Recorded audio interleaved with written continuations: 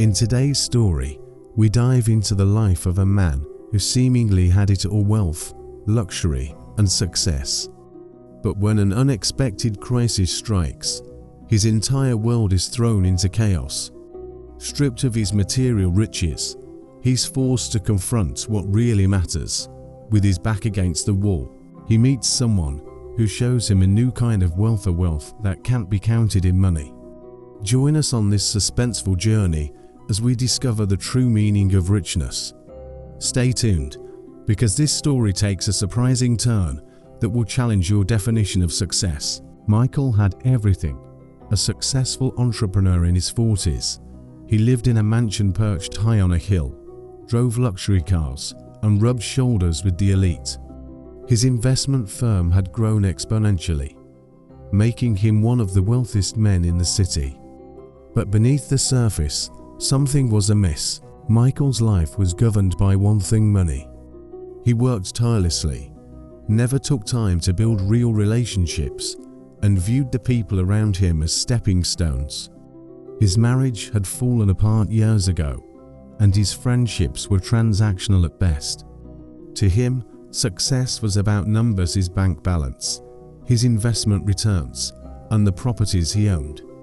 But life has a way of humbling even the most untouchable.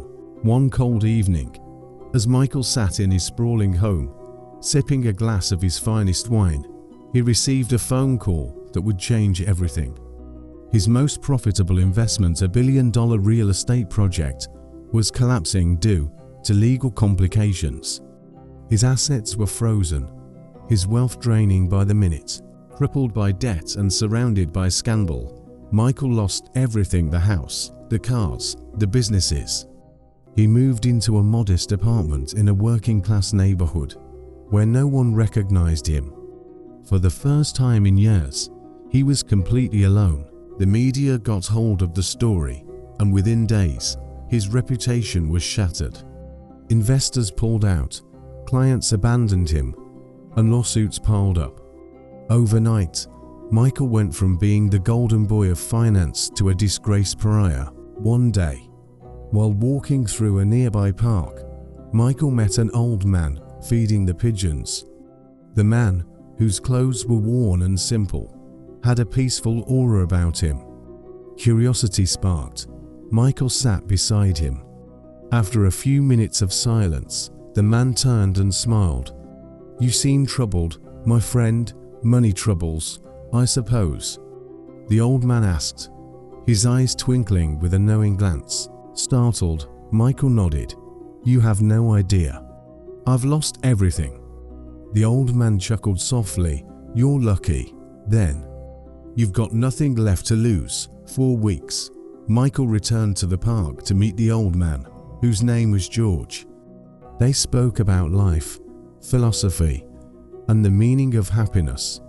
George was once a wealthy man himself, but had left his material life behind to focus on what he called true wealth. Michael was skeptical at first, but as time went on, he began to see the wisdom in George's words.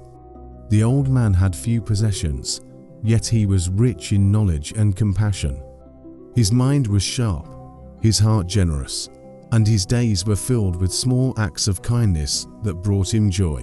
One rainy evening, after months of friendship, George invited Michael to his small, cluttered home. There were no lavish furnishings, no art on the walls, just a few old books, a well-worn couch, and the faint smell of herbal tea. "You've been rich before, Michael," George said, sitting across from him. "But tell me, did it ever make you feel full?" Michael hesitated. "I was happy for a while, but there was always more. I wanted another deal, another investment. It never felt." "That's because material wealth is a hunger that grows as you feed it," George explained.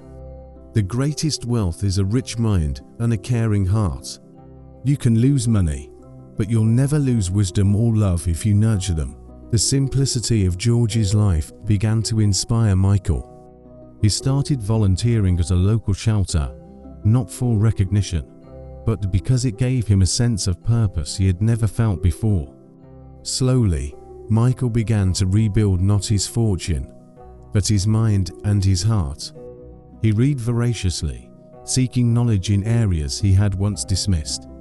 He formed meaningful relationships with people who valued him not for his money, but for who he was becoming. Months passed, and while Michael never regained his former wealth, he found something far more valuable. He had learned to give, to love, and to think beyond the narrow confines of his own ambitions. His mind, once consumed with greed and success, was now filled with curiosity and the thirst for wisdom.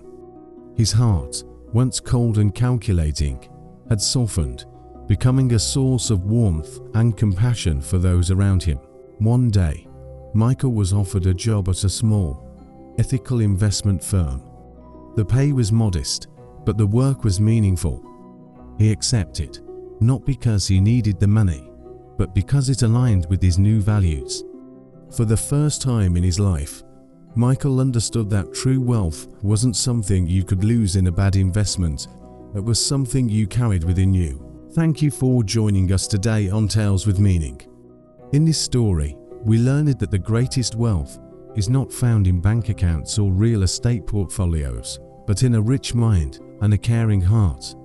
Michael's journey from immense wealth to financial ruin and back to inner fulfillment reminds us that material possessions can disappear in an instant, but wisdom and kindness are treasures that last a lifetime. As we close, let's remember this important lesson. Success is not measured by what we own, but by how much we give and grow. A rich mind can think beyond the present, and a caring heart can touch lives in ways that money never could. Thank you for being a part of this story.